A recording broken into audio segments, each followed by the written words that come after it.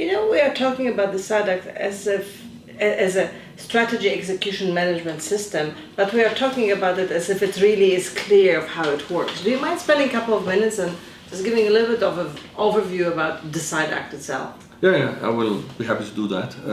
I think first of all you should say that it is an infrastructure for your strategy.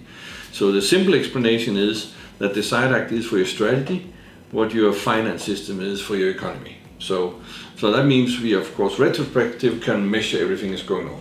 Where then the difference is that the SADC is also GPS.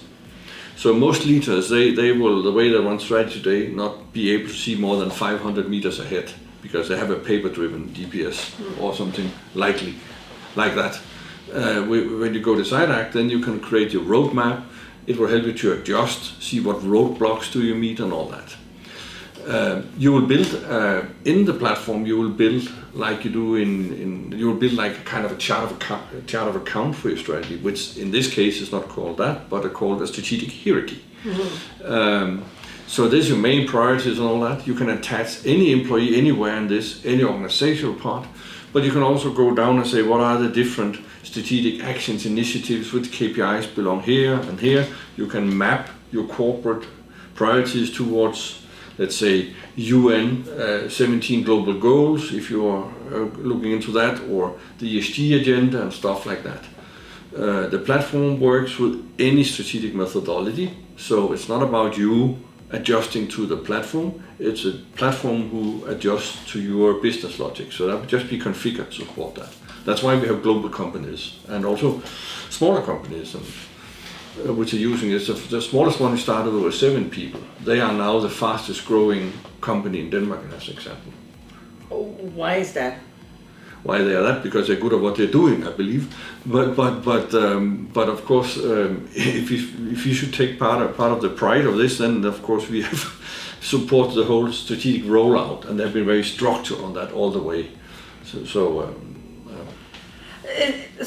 we are talking about few things. We're talking about really a disciplined approach to strategy execution so that the organization has the ability to actually benefit from the work that they have done in crafting the execution. Yeah.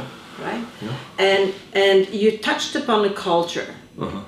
I think it requires significant cultural change to embrace a system that has this discipline as a fundamental underpinning. Yeah. Can you comment on the impact on culture? Yeah, I think actually I would see it the opposite way. Okay. Because it's not about the system. This is all about how do you want to run your leadership in your organization? How would you like to be known for, how to do your execution of strategy? Mm-hmm. That's what it's about. And that requires a cultural change in many organizations because they do not succeed. So you can say what the SADC platform can do is it can provide an infrastructure that can support that happening. That's exactly what I said. Yeah, of course it is. But I think it's very important because no system does it by itself. It's about the leadership applied to it. Okay, the SADC is then equipped with different kind of machine learning, AI activities, which becomes more and more clever over time. So it can also help you and see where you're going off track and where could you risk to go off track. And compared with last year, then how it's looking now, you will probably only reach 70% of what you planned. Then you can do an early adjustment. But it's down to leadership